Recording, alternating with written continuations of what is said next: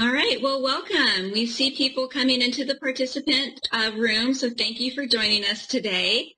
Go ahead and introduce yourself into the chat if you haven't already done so. All right. Well, let's go ahead and get started. All right. Well, good morning or maybe good afternoon for many of us. This is Jen Himmel with the Manhattan Strategy Group. Thank you for joining the Office of English Language Acquisition for their webinar, Hispanic Language Heritage Retention of Heritage Culture and Languages.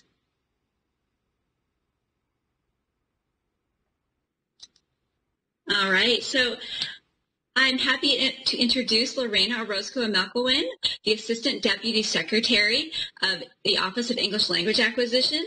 In her capacity, Ms. McElwain collaborates with teachers, families, and stakeholders to improve educational attainment and career opportunities for English learners by increasing family engagement, expanding access to distance learning, and promoting the retention of heritage languages.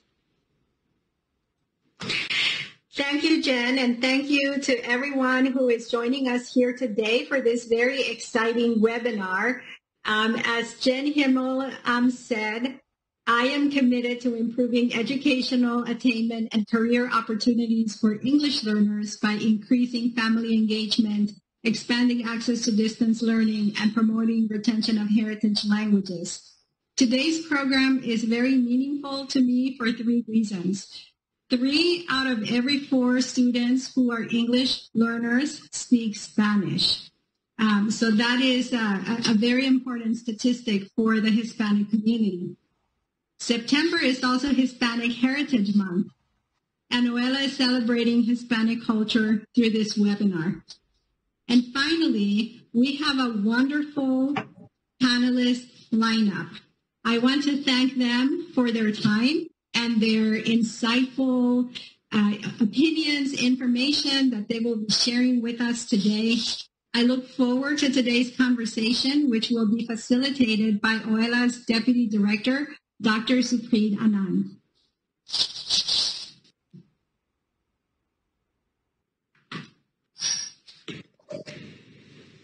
Thank you, Lorena. It's wonderful to be here today, and it's my pleasure to introduce our panelists for today's session. We have with us Dr. Cristina Alfaro, who is the Associate Vice President of International Affairs at San Diego State University. We have Mr. Luis Benitez, who is the Vice President for Government Affairs and Global Impact at the VF Corporation. We also have Ms. Clotilde Dedecker, currently working with Apple Corporation, but is the co-founder of Circle of Women, a nonprofit organization that is managed by students. And we have Dr. Joel Comez, who is the president and CEO for the Center of Applied Linguistics. Now, we know that there are multiple benefits to being multilingual, multiliterate in today's global society. Today, our impressive group of panelists are going to share their views on the cognitive, educational, economic, and sociocultural benefits of maintaining your heritage language or learning other languages. We hope that you find it inspirational. We hope it gives you some food for thought and ideas that you could use as you advocate for a multilingual world. There is some intrinsic overlap in the cognitive benefits and the educational benefits of retaining one's heritage language. So I'd like to begin with Cristina and Joel to talk about the benefits from a cognitive and educational perspective. Cristina and Joel, as experts in the field, could you share with us your observations? Let's start with Cristina.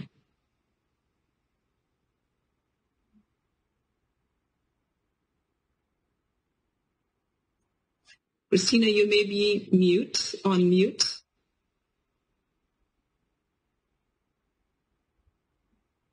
There we go. Okay, can you hear me now? Yes, thank you so much for the invitation. It's a pleasure to be here today to talk about something that is very near and dear to my heart, and that also includes my life's work and life experience. First, I'd like to start off with there are many benefits to learning 2 or more languages, and it's backed up by research and also lived experiences. But to begin with, I'd like to just put it in simple terms, for this conversation about what are the characteristics of heritage language speakers. And just to put it very simply, it's a bilingual individual who grew up in a bilingual home or has a linguistic proficiency in 2 languages. The degree of proficiency can range from minimal to receptive ability to fully fluent and native like.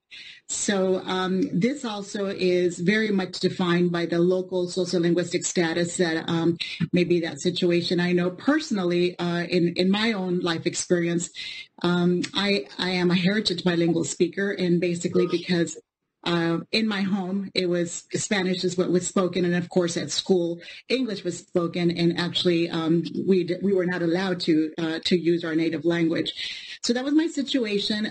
But I recall being my mother's bilingual translator when she had to take care of business. So that's how I began my own just my own life experience as a heritage language speaker. But to look at, just what are the cognitive, just the metalinguistic benefits of being bilingual, I need to start with just the strong executive functioning skills. As a bilingual teacher, educator, and now working with international affairs, we look at the benefits of this. And when we look at executive functioning skills, we look at the ability of multilingual and bilingual students and individuals that are able to have better problem-solving skills. And we see that a lot. Again, we have a lot of research to back this up. But bilingual students and multilingual students have the ability and the sense to really understand their reading and these metalinguistic skills are able to go from one language to the other. So to clarify this, a lot of times we look at what is that bilingual brain, and what we need to understand is that it's not 2 monolinguals in one brain, but rather it's a bilingual person that is able to tap in to all these dendrites in this linguistic repertoire to make decisions and to communicate with their audience. It also gives you that ability to read your audience, to know, is this a time to use Spanish? Is this a time to use English or whatever the second language is, or to speak bilingually? So in a lot of the research that I've done, and I've co-authored an article where we talk about this multilingual or bilingual students as linguistic geniuses. Why do I say linguistic geniuses? And is because when an individual is able to possess these cognitive and linguistic gifts, you're able to deal with a lot of novel tasks as well as linguistic situational demands by resolving conflicts between their languages in a variety of socio-linguistic and cultural contexts. I know in my own career, as a child, I was able to develop a lot of skills to help my mom navigate linguistic situations. Now, as a professional at the university, I work in international affairs, so I deal with a lot of individuals that speak different languages all over the world. But in particular with Mexico, just knowing when I'm going to give a presentation, if I was giving this presentation in Mexico, it would be a very different presentation. And here it is in English. But as we look at, just these, being able to read your audience is a very, very important aspect to the multilingual metacognitive skills. But I'm going to turn it over to my colega Joel to share a little bit more about the benefits of bilingualism. Muchas gracias, Cristina. And I'll start out like you, Cristina. I think we need to talk about a heritage language person and who is a language heritage person. And there are many thoughts about heritage language speakers. Guadalupe Valdez has done a lot of fantastic work on and extensive work in this area. A long time ago, Joshua Fishman also had some thoughts about language speakers. And when, Cristina, you talked about our language abilities and that they're different abilities, but I think that one big takeaway about heritage language speakers and our ability to deal in two languages and two worlds is that when we talk about heritage language students, we're talking about their ability to experience and navigate with two worldviews. So many times we talk about the heritage language person as though, well, do you speak one language and the other language just as well? But I think that the important takeaway is that it's not just about the language ability, it's about our ability to experience and navigate in two worldviews. So, for example, just as far as our language abilities, heritage language speakers grow up in an environment where family members can express themselves in one language or another. So, for example, I grew up in a family where my grandmother and her brothers and sisters absolutely did not know any English at all. But my parents were bilingual. My mother was bilingual. My father was bilingual. He was in World War II. And so I grew up in a community where I would communicate with my uncles and aunts, and then I would communicate with my cousins who were also bilingual and attending school and speaking English in school and speaking Spanish at home. So I think it's important to know that when we talk about heritage language speakers, we experience navigate two worldviews, and we also bring two worldviews to school that we can tap into. And I think that the advantage of the heritage language speakers that's in contact with two languages and with different varieties and registers of language, it's not that the advantage that we bring to school is not only that we know English and Spanish. In our case, I think that the important thing to know is that we really navigate three worldviews. We don't navigate two worldviews. We don't navigate the Spanish and the English worldviews. We navigate the Spanish-speaking worldview, the English-speaking worldview, and which is the most amazing and probably the most important, is that we navigate the bilingual point of view. And I think that one of the things that we need to emphasize in school when we're dealing with bilingual or heritage language speakers is that it's not just important to tell us that we speak well using one language or another language, but that it's important to recognize that we are organically bilinguals. And that we connect, what's important about us is that we connect two worldviews. We connect the English-speaking worldview and the Spanish-speaking worldview. And all of this leads to having some fantastic cognitive and meta-linguistics abilities that allow kids to actually have an advantage. Heritage language speakers, bilingual speakers, have a cognitive ability as coming to school in learning, for example, how to read.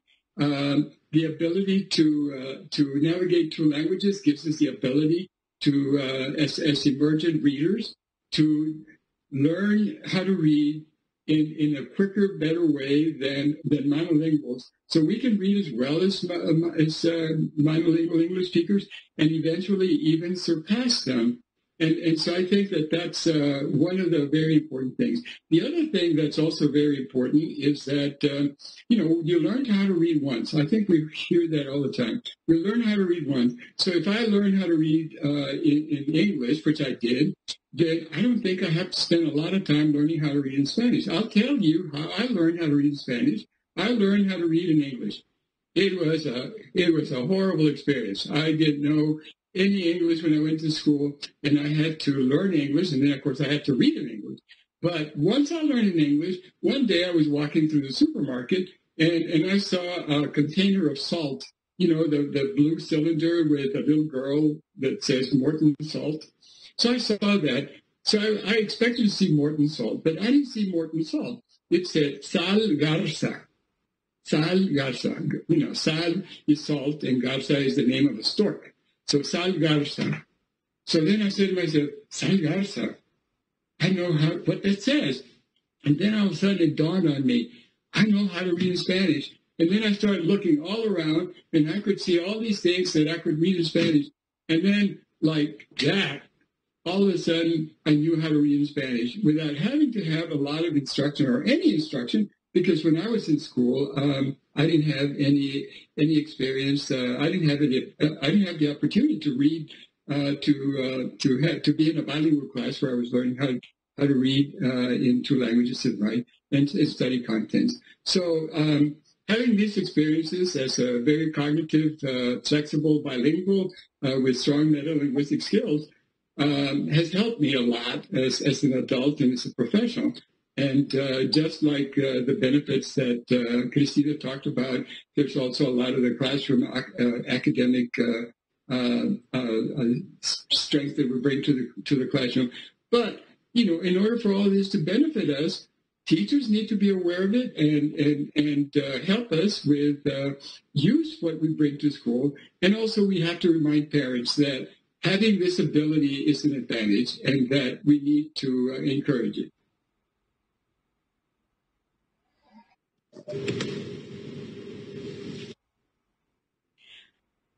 Thank you, Cristina and Joel, for sharing your personal stories, for confirming that being bilingual benefits, has educational benefits for all students, and provides us different worldviews, and has positive long-term effects on our brain functions. So now we're going to move, I'm going to turn to Clotilde and Luis to talk about being bilingual from a business perspective. Now, both of you have worked in fields that have connected you with a culturally and linguistically diverse workforce. Your collective experience runs from small homegrown startups to large international and domestic organizations. So how does multilingualism drive businesses from a small town to urban centers across the world? We would like to hear from a business perspective, so I'm going to turn it over to Clotilde and Luis. Thanks, Supreet, and thank you, Joel and Cristina, for your comments. I think a lot of what I'll share is very much reflective and reinforces the great information you just presented. So I think first and foremost, from a business standpoint, there's the very literal layer, if you will, of communication. And, communication, I think everyone, no matter what sector you work in, what type of organization you work for, is really at the core of success in everything we do, whether it's our personal relationships or our professional relationships. And from my personal experience, nothing really beats being able to understand someone's needs and thoughts in native language, whether it's a customer, whether it's a client, whether it's a team member. Being able to communicate in native language breaks down barriers and builds trust in a way that nothing else really can, which for communication is absolutely critical. I think whether you're in a small town, I'm based out of California, and in some small towns in California, right, native Spanish speakers are the majority, not the minority. And then obviously, of course, in big cities, being able to navigate diverse audiences and crowds, I really think in this day and age is a must.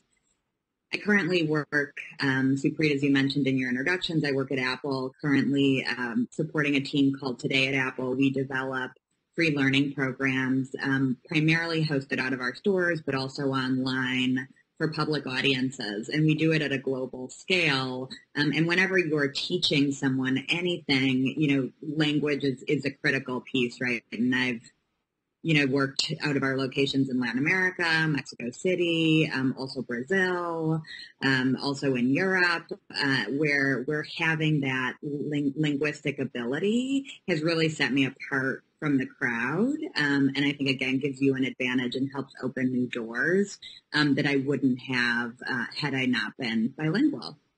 But I also think at a small company level, Supreet, you mentioned Circle of Women. It's a nonprofit that I co-founded several years ago. The focus is providing access to educational opportunities for women and girls around the world who don't have access. And we do a number of projects, and we've supported a number of projects in Central and South America where without being able to communicate in Spanish, we wouldn't have been able to support those initiatives. So in a very literal way, the communication piece, I think, is important if you want to have impact at a truly global scale. But I think the second layer that is equally, if not more important, and I love, Joel, your comment on worldviews, right, and Cristina, problem-solving skills. When you learn another language and you can communicate in another language, it's so much more than just the language, right? You have access to cultural insights. You're essentially learning, right, a new way and perspective on how to think. And, studies have been done time and time again. Diverse thinking equals better business results.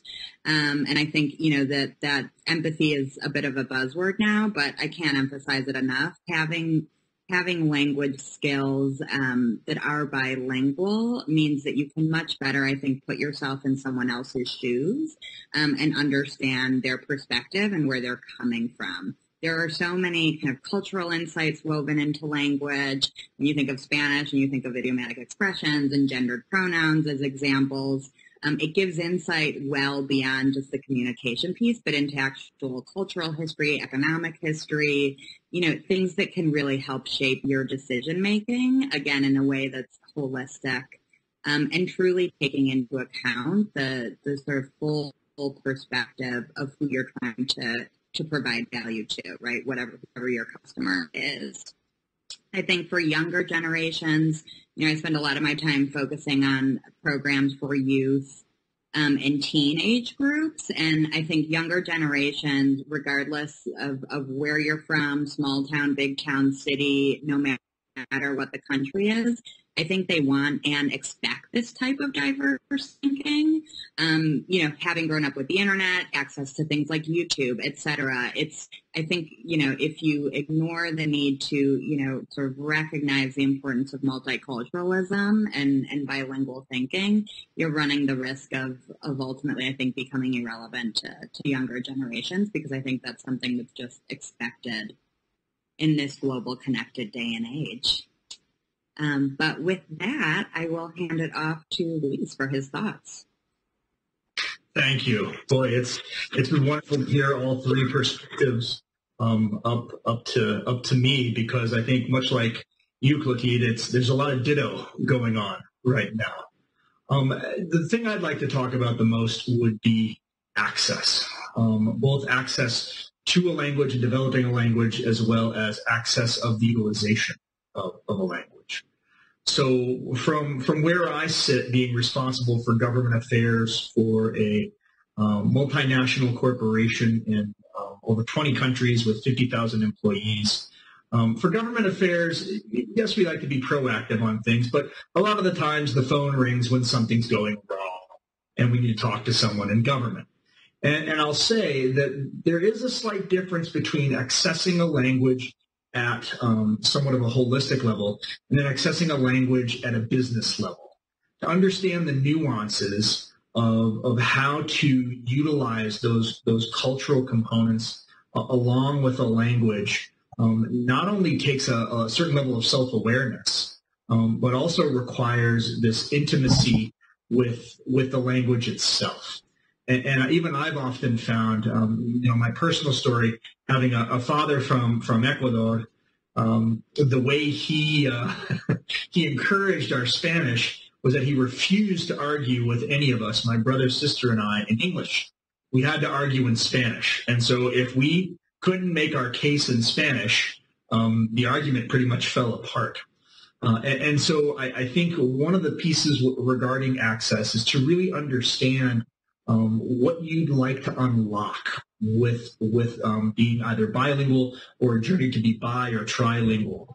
If it is a baseline interaction, I think you should adjust yourself specifically. If it's a larger level interaction around business, I think it's one of those components that you have to adopt this mindset of being a lifelong learner. Clotilde mentioned technology. earlier. And I found for a lot of my friends who are on a journey to become bilingual, they often ask me to recommend apps that would help them on that journey. How do you gamify the access of a language, either at a basic level or a higher level? And I've found in today's age, and again, no plug intended, but kudos to Apple for this. There really is a lot of opportunities out there to gamify your journey towards language acquisition, and not only baseline language acquisition, but anyone that either speaks Spanish or is on a journey to learn Spanish knows that you can spend a lifetime understanding how to utilize verbs. It's an incredible part of the journey. And so I think in the context of business and crisis management, which a lot of the times government affairs falls within, really knowing how to leverage that component is important. And then the last piece I'll share has to do with access to the workforce regarding some of the leveraging of being bilingual or on a journey to being bilingual. I often find that people that don't have a full mastery of a language and either are fluent, literate, or baseline often see it as an inhibitor as opposed to a benefit. And one of the cultural components that I would think we could all strive to impact and see is embracing the gift that whatever level of language you have brings to the table. I think anybody on this call that's ever traveled internationally, worked internationally, knows that when you try, wherever you are, when you try to engage, when you try to connect, when you try to assimilate, there is a higher level of respect for what you're attempting to do. And so I would just say from a cultural perspective in business and just in communities, I often find so much more receptivity to people that are attempting to even learn some of those pieces. And to Clotilde's point, the demographics of the United States are changing. I'm here in Denver, Colorado, and much like California, there are places where I can go and I don't have to speak English, which from a cultural perspective is wonderful. And so for anyone on this journey of inclusivity, to not see those components of our community as I can't go there because I don't speak the language. My question and my challenge to all of us is what will we do to encourage the effort to not only try, but to not be afraid of not having full mastery? Because like anything else in life, language acquisition is a journey, and you need to celebrate all the little steps along the way. So thanks for the question.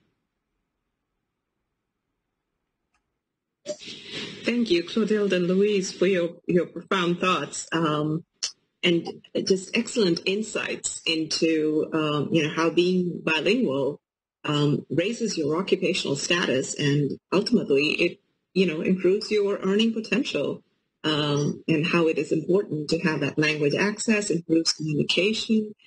So amazing.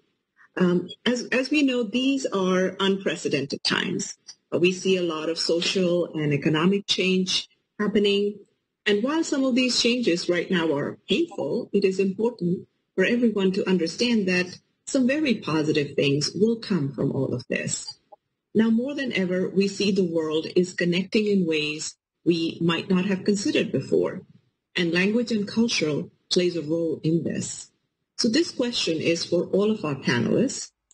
What would be one key point that you would want our audience to remember, and why is it important to learn another language? I'm going to ask Joel to start, and then we'll hear from our other panelists. Well, you might be on mute.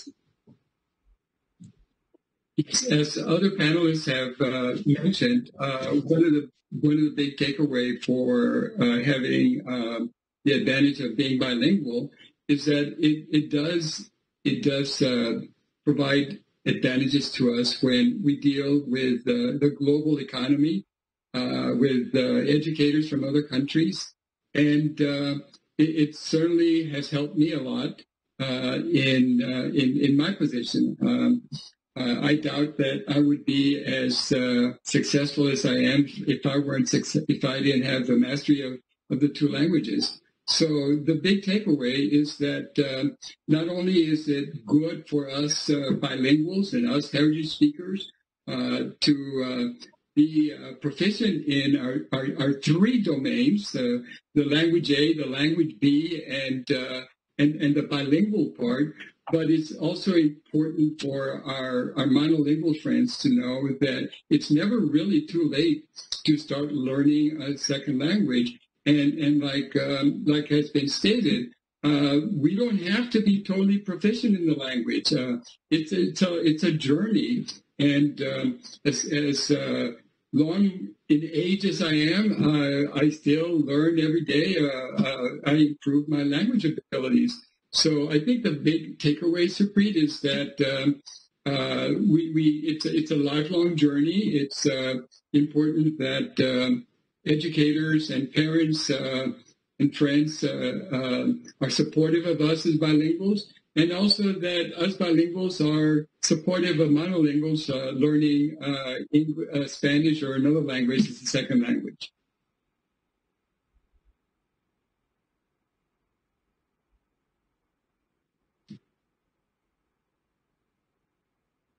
Okay.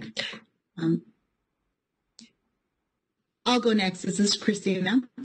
In my current role as an Associate Vice President for International Affairs, I have found that my bilingualism and just my knowledge of, understanding that there is a very direct connection with language and culture, it has served me so well. And this is something, as I was growing up, it was more survival, learning the two languages. But nowadays we have so much research behind us that it's something that, as far as teachers and parents and administrators, anyone that has any decision-making power as to what we do with our children in school. And when I talk about school, I'm talking about pre-K 20 up to the doctoral level.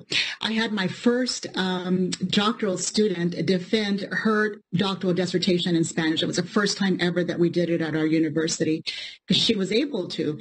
But again, it's giving that value and that pride for bilingualism, for multilingualism.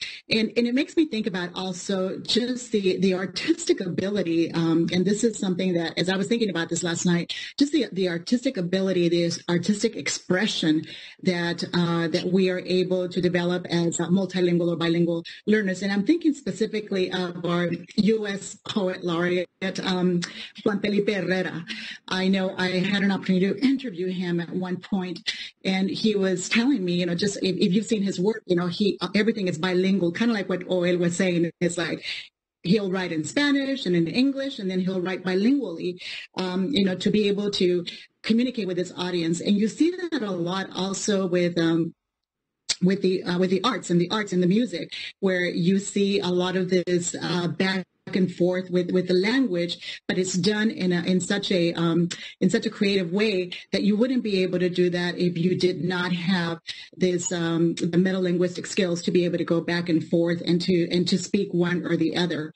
So I just want to it directed to parents, directed to administrators and teachers that are out there is, to just continue to whatever it is in your curriculum and the conversations with each other, that we continue to really lift this importance of multilingualism in everything that we do, whether it's business, whether it's education, but also, for all of you that are bilingual, however you became bilingual, just to really stand on that pride of being able to speak more than one language in this world. Thank you.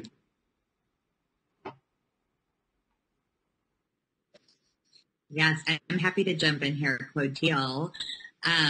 Love all of these points. I think, from my perspective, first and foremost, the one key thing to remember is learning language is so much more than just learning language.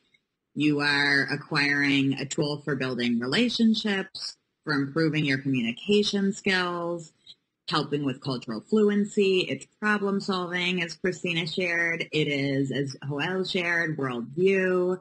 So it's without question something that gives you an advantage. And in today's, very competitive economy, and very global economy, and global, you can think of global in terms of country boundaries, but it's beyond that, right? And when you think of the United States itself, like we're a global country in so many ways, right, within our own borders.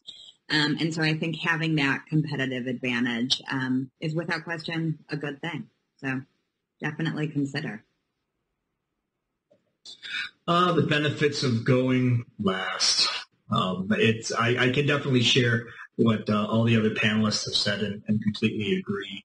But I also think the benefit that we have from a globalist viewpoint is it makes the world smaller.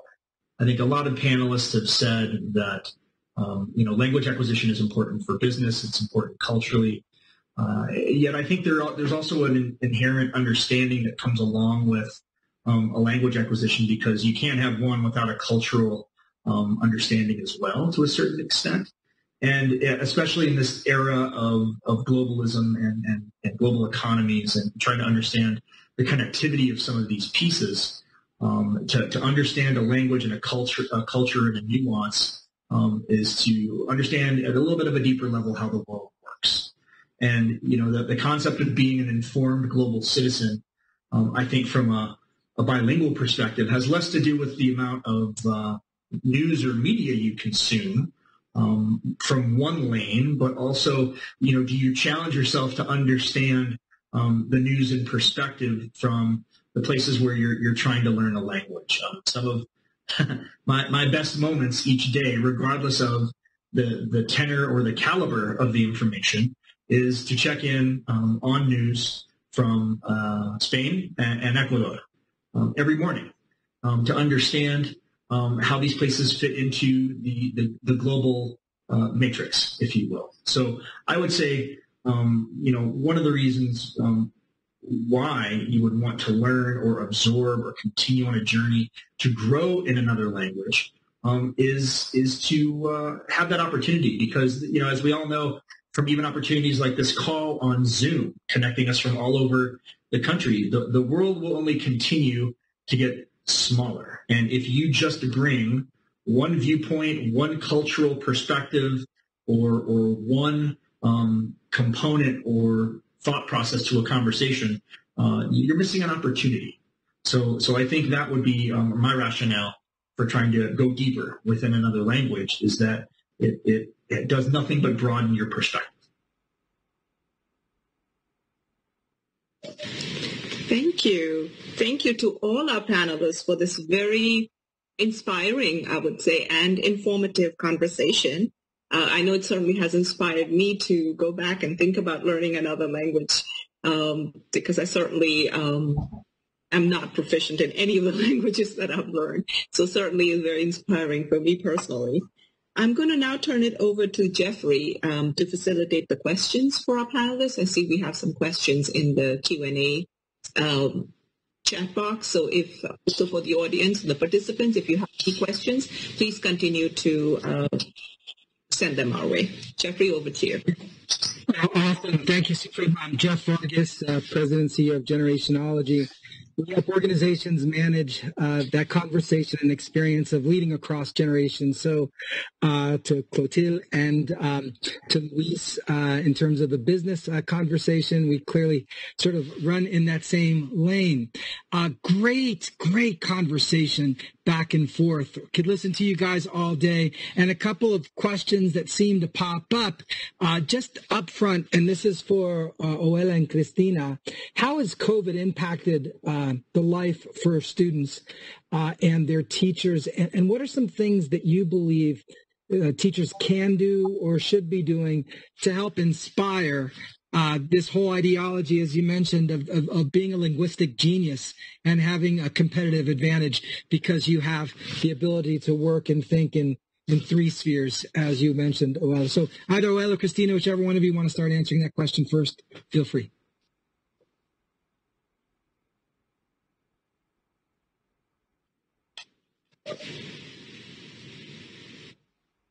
I've experienced her as a teacher teaching online is that, she tells me that for example, her bilingual students are the least likely to participate in the online sessions. So that's a very obvious problem that we're facing right now and a problem that we need to address. And what can teachers do? I think that that's one question, but the flip side of that question is that how can we help parents with the learning at home? Because I know that I have colleagues at work who are taking who are now working half time because they say they have to stay home working with it to help their students with online learning. And so I think that in addition to thinking about what can we do with teachers to help them do a better job in addressing the needs of bilingual students, English learners, in their online learning, we also need to be thinking very creatively. Those people at Apple, come on, we need to be thinking about how do we work with parents at home in order to help them with their kids in the bilingual instruction. So that's what I'm thinking about, Jeffrey. Not only how do we improve teachers, but the ability of teachers, but also how do we help the parent in their doing their work at home with the kids. Excellent. Yes. Thank you. I've had the opportunity and the privilege to work with Executive County Office of Education, and along with CABE, the California Association of Bilingual Education, where we have been holding what we call dual language forums. And so this is where administrators and teachers and teacher educators, we come together to talk about exactly this question, what can we do to continue to promote bilingualism and multilingualism and all these dual language programs now that, that we're in COVID and that everything is online.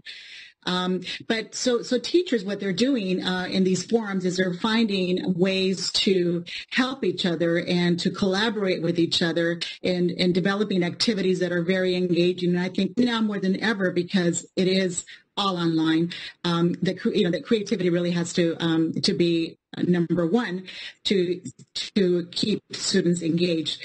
But I think, as Joel said, it's also working with parents. It's also, more than anything, is that we need to work with parents that are feeling discouraged, because some of them are. They feel like, wow, it's hard enough to just learn one language, online virtually. Now we have to learn two languages. But I think that with collaborate more than ever, I think that parent-teacher collaboration must be there so that the reinforcement will be there to continue. This is not a time for anyone to stop being bilingual or being in a dual language program. Now more than ever, I think COVID has shown the world that we need to learn more languages. We are so connected. We are so connected with the world, and language and culture and just politics are a big part of it. But again, it's more deeper collaboration, sharing of knowledge, sharing of tools, and also one of the things that is, I don't want to get into the whole equity issue, but equity is a real key thing that has come up now when you're looking at COVID and you're looking at schools, you're looking at online education. So there are a lot of complex issues that are going around, but the most important thing is, now more than ever, we must continue with reinforcing and strengthening our dual language programs so that we can develop more bilingual, multilingual students. Thank you, Cristina.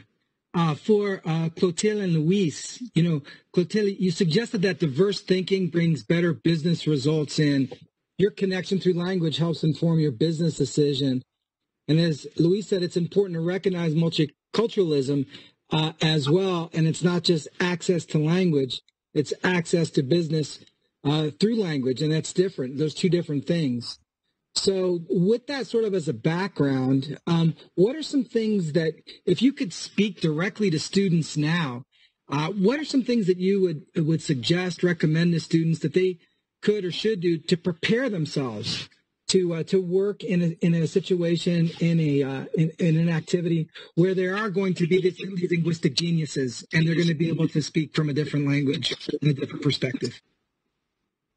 Yeah, I think, Luis, I loved your call out of, reading the news and watching the news in other countries. I think that hints to me at two really critical things, I think, for success as you're preparing for your professional career. I think, two of I think one of the most important characteristics across any position in any business is being curious, right? And I think constantly pushing yourself to learn more, to work better, to work smarter, and that curiosity, exploring things like news channels in other countries or, reading books from other places is just going to help build on that competency. And I think is really critical no matter what your job or where you're going to work. But I think a second key piece and piece of advice I would recommend is keep practicing. I think with language, seeking opportunities to immerse yourself, to expose yourself to things in that language, and to be able to use it actively is ultimately going to serve you for the better when that business opportunity does present itself in whatever form it may be. But to really, continue pushing yourself to, no matter if you use it on a daily basis or maybe it's something that you use less frequently, I think prioritizing that immersion and that practice is ultimately going to serve to your advantage. Because even if you don't use the language super frequently, again, all of those added benefits I discussed of cultural fluency, of problem solving, of worldview, these are things everyone should be using daily, to make those advantageous decisions that will ultimately lead to better results. Lorena, I would completely agree with you. And, the one thing I would add, and I would say to your comment about speaking directly to students with this regard, I know this is going to sound like I'm telling you to go to the moon right now in the time of COVID, but travel. Go to the places that you're interested in. And I understand that equitable access, there's an economic component. And I'll wax nostalgic for a moment, but some of my fondest times in my young life have been completely broke, living in a hostel in a country with a language that I had limited access to and having to figure it out. It challenges your thinking around what you're capable of. It challenges your self-awareness. And I often find, I think the reason why I get so nostalgic about reading the news every day from Ecuador, it's obvious I have family there, so that's why I get nostalgic about that and hearing about the specific nuances for certain provinces. But Spain is where I got a little lost, and I don't speak Portuguese. I only speak Spanish, and it was an experience. And so I would say, yes, watch the news. Yes, consider places that you're very interested in and you'd like to explore. And when you have an opportunity to get a cheap plane ticket and a cheap hostel, or there are plenty of language exchange programs where you can stay with a host family and have a language immersion program for a week. Don't be intimidated by those things. They're oftentimes some of the most fantastic and some of the most impactful experiences you could possibly have. When you set the intention to step out of your comfort zone and to get a little lost and to get a little uncomfortable in this process, personally I find that's when the most learning takes place. So don't discount the magic of going through some of those experiences. And I would even piggyback, Luis, I love that, and I echo that 100%. I think in the time of COVID, it's something we're longing for. I can't wait to pick up, once we can. But I would echo as well, depending on where you are. I mean, I'm fortunate to be based in Los Angeles, and there's so much to explore in my own backyard and see in my own backyard that, you may not realize. And I'm from Buffalo, New York originally. I would say the same applies to a city like Buffalo, right, which is much different in scale and size than Los Angeles. So I think, particularly in the United States, it's a privilege that we have to be in this country, that we do have a diverse country, and that, no matter small or big, there's things you may not know right next door that are worth exposing yourself to and interacting with that will provide lots of rich insight, I think. So I've had that benefit living in Los Angeles, so I would definitely advocate sort of searching within your immediate vicinity as well as a great opportunity. I think both you and Luisa advocated for this tapestry of curiosity to lead you to something bigger and differently than you've gone before. I didn't mean to make that all rhyme and rap a little, but we'll take a little of that, I guess, today as well. I think, one other thing is you just don't know where things are going to lead when you allow yourself that curiosity.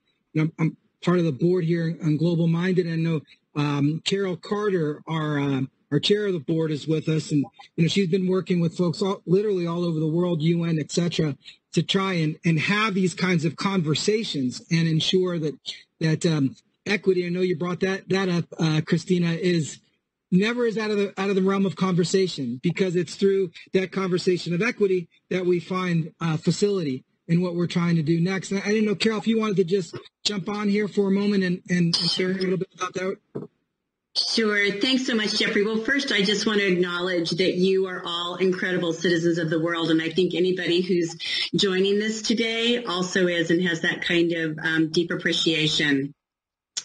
And I just want to share a little story, really riffing off what Luis said, that I was raised in Tucson and was able to save money waiting on tables and get myself over to Segovia, Spain. And I had some older brothers who said, don't spend time with any Americans, no matter what you do this entire semester that you're in Spain. And it was tempting because there were people from the East Coast and whatever. And I just didn't do it. I just thought, you've got to have the discipline to stay with people who are Spanish speakers. And I became best friends with a really amazing woman named Mary Paz. And she was from a little tiny town where her father had 75 cows. And there was one little tiny church where a friar came on every Sunday. And she took me home with her one weekend. And down the road about a mile, her grandparents lived, and they had a bodega where they stomped on the grapes themselves.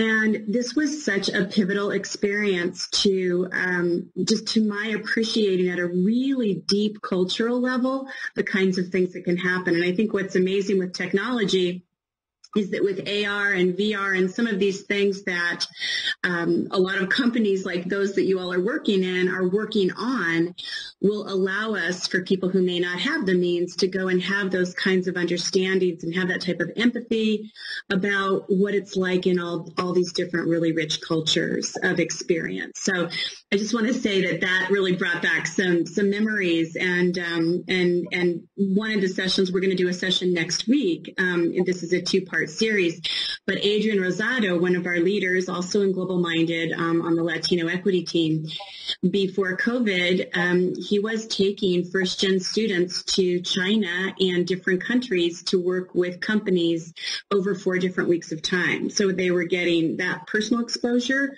but they were also getting exposure to 4 different businesses in a country that wasn't their own country. So there's so many interesting ways to bring these threads in. And I just want to say it's been so fun to plan these things with Lorena and Sam and Supreet, and just really appreciate, Joel and Cristina being able to meet you all. And of course, I know Luis and Clotilde, but just really delighted to be part of the bigger network on this really important topic at a time where the more we can unify and the more we can see the things that we have in common, I think the better our nation is, the better our world is. And it's just really great to be able to do that with all of you. So thanks, Jeff.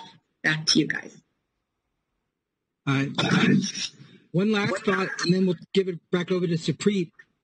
We love the idea of reminding our students, reminding our teachers, and reminding ourselves that we're linguistic geniuses. So thank you for that, Cristina, for that thought, and our ability to think in, tri-dimensions in and of themselves. This is a fantastic conversation. I could do Q&A to you guys until it sunsets, but I'm sure that there's other things that we have to get to. Supreet, at this time, I think I'll turn it right back over to you as we get ready to close. Thank you, Jeffrey. Thank you so much to all our panelists. This has been an amazing conversation. I would like to leave you with a couple of resources that we wanted to share from OELA. We have a new web page that is dedicated to resources on distance learning, and some of the resources on this page provide information on EL engagement strategies, as well as helping English learner families support their children during remote learning. I saw that there was someone in the chat box had put some information about, how do we improve parent engagement. So you'll find a lot of resources on this particular webpage on engaging with parents, and most importantly, communicating with parents in a language and format that they can understand. That is in the law, and we really need to remember to do that, especially for our parents that are that speak another language at home. On the next slide, what we have for you are specific resources from the Encela webpage. These include fact sheets on Spanish speakers. As you know, from our English learner demographics, that the number of children who speak Spanish are by and large our largest demographic. But we also have other speakers in Chinese, Somali, and some other languages that are in the top 5. So we have fact sheets and information about all of our different learners. But what it also reminds us is the linguistic wealth that our English learner students bring to the schools that they enroll. We also have some podcasts and teaching briefs and a lot of good information that you would find useful to use, and you can access that all through this link. I also wanted to point out that if you would like to submit a resource that should be added to the webpage, please go online and you can send us some resources that you think we should include. And I want to finally draw your attention to some upcoming webinars. We hope that you will join us again on September 24th. And with that, I want to once again thank our panelists, Jeffrey, and everybody who joined us today. Thank you so much for being with us.